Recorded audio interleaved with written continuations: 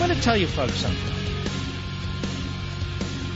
I want to say this loud and clear to the people on Capitol Hill who are listening. To this administration. You lay one damn hand on one of those World War II vets at that memorial, I'll bring 500,000 people to that damn memorial. You got that? I'm sitting here stewing thinking about this. Playing these damn games?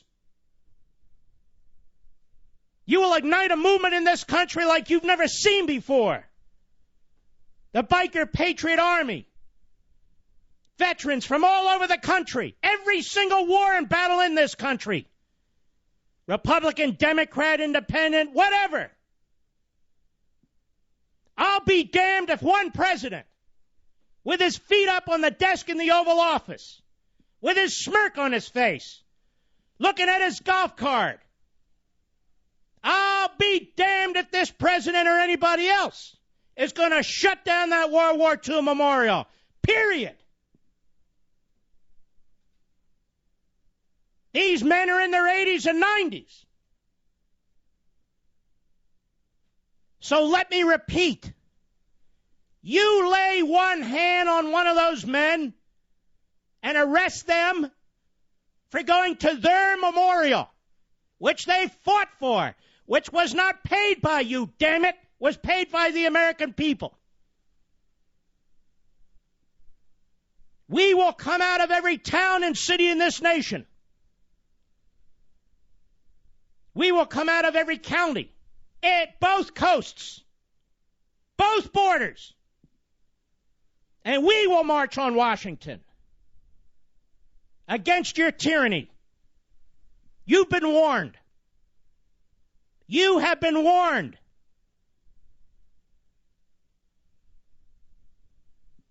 Oh, shut down the government. Shove it. Stop playing games with the American people. You know, we're not all losers. We're not all on the public dole. We're not all enthralled with Obama, the cult of personality. We're tired of being lectured to. We're tired of being put down. We're tired of you blowing our money in 1,000 directions and then telling us you don't have enough. And we're tired of you destroying our nation. You treat us with disrespect. You treat the founders of this nation with disrespect. You defy and evade the rule of law and the Constitution while you demand that we comply with your policies.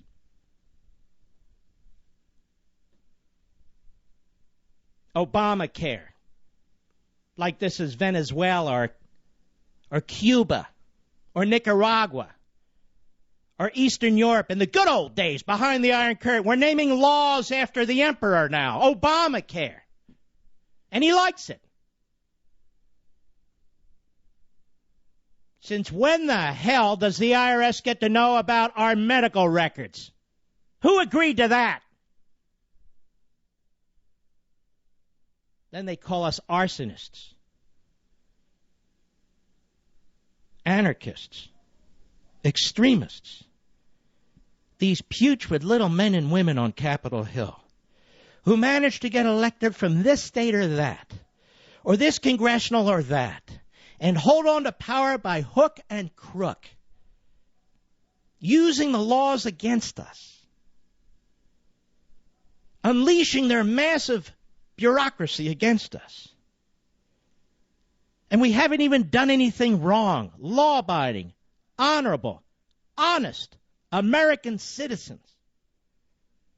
Constantly trashing us, constantly trying to turn one against the other, constantly putting us in racial groups and ethnic groups and sexual groups and age groups and income groups. We're Americans, damn it. We're not in any group. Manipulating us, reshaping us, fundamentally transforming us. When are we going to stand up to this? And then we're told by the great philosophers in Washington, these great Republican pseudo-conservative philosophers. I know they're great because they're in the Washington Post. They're quoting each other. They're on cable TV. They're telling, hey, it's not so bad. Just give in. Just fund the thing. Accept your fate. Fight another day. There isn't another day. There isn't another day. They're imposing this law on us. There isn't another day, another $1 trillion, another $1.5 trillion. What other day? The day is today. The time is now. We're supposed to suspend our ability to reason as human beings and just accept our fate. I say these people have defied the rule of law and us long enough. And we don't need lectures from people who happen to put makeup on their faces and stand in front of cameras and start preening at us and telling us what we're supposed to think and who the smart people are and why we should do this or that. They're not paying our medical bills. They're not raising our children and our grandchildren. They're not living our lives for us. There's something wrong when we're demeaned by our own government. There's something wrong when they take the most hated agency in the federal government and unleash it on us through our health care system. There's something wrong with the Supreme Court, which is supposed to uphold the law and stand above politics, which in fact has reached the lowest of low by taking this Obamacare law and participating in this unconstitutional act. The federal government's broken. It's broken. The social compact is broken. We're now subjects. We're not sovereigns. We're subjects. It's taken me a while to get to this view, but here I am, and here we are. They're fighting over a continuing resolution and shutting down the government. Unbelievable. They don't have enough money. They're not spending it fast enough. They don't have a budget. And they lecture us. And they're treated with respect. They're called the honorable, the honorable. They're the dishonorable. And this pathetic media in this country. These aren't news reporters. These aren't journalists. These are hacks. Hacks, stupid people who run around with their microphones, who run around with their pads and pens and their little laptops as if they're actually reporting news. They're not reporting news. They're repeating lies. They're withholding information.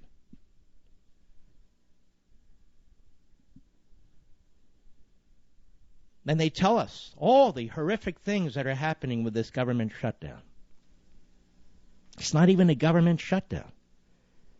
Some of it's shut down, some of it's not shut down. I mean, I have it right here in front of me from the Congressional Research Service. Examples of accepted activities and personnel. Primary examples of activities and agencies may continue are as follows. 1, provide for the national security, including the conduct of foreign relations essential to the national security or safety of life or property of the American people. Provide for benefit payments and the performance of contract obligations under no year or multi-year or other funds remaining available for those purposes.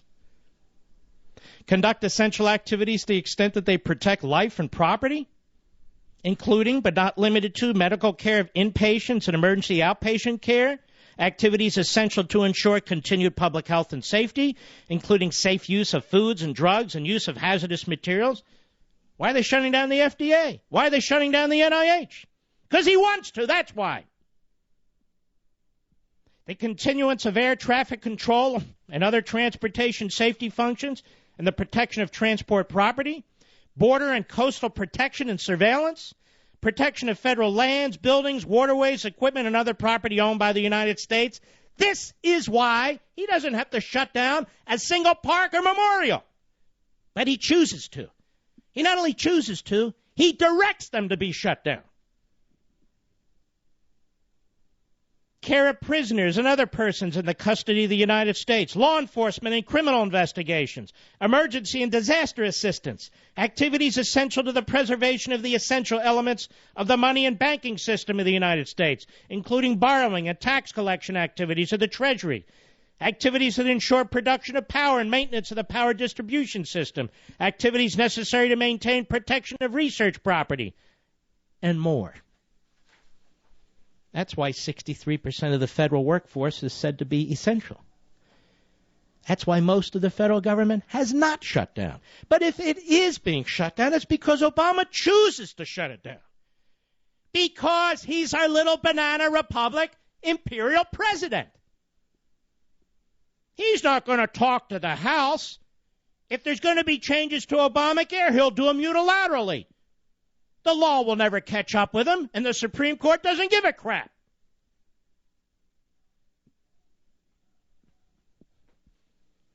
Let me repeat, Park Service. Let me repeat. You lay one hand on one of those 80 or 90-year-old men who fought in World War II at that World War II memorial, I promise you, I'm going to lead an effort to get hundreds of thousands of people at that damn memorial, and you're not going to stop us. You're not going to stop anybody. You're not going to push around that generation and this president who never served a day in his life. I didn't either, but at least I respect the military. This president who's hollowing out the United States military, who's cutting back their insurance benefits, who's screwing around with them with social engineering, enough is enough. These 80 and 90-year-old men, they fought for this country. Now it's up to you and me to protect them. So you keep your damn hands off of them.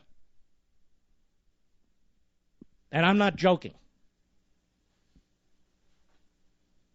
You keep that damn memorial open, or hundreds of thousands of us will open it for you. This isn't intended to be controversial. This isn't intended to be a joke. This is exactly how I feel in my heart and soul.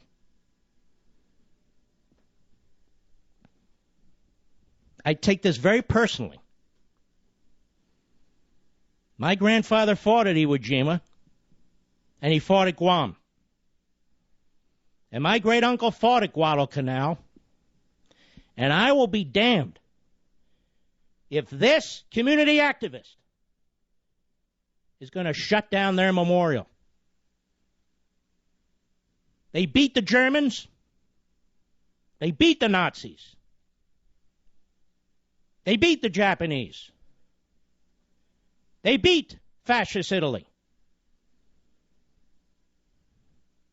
And I'm not going to allow, as one person, this administration, these people, to beat them now that they're in their 80s and 90s. No damn way. I'll be right back. Mark Levin.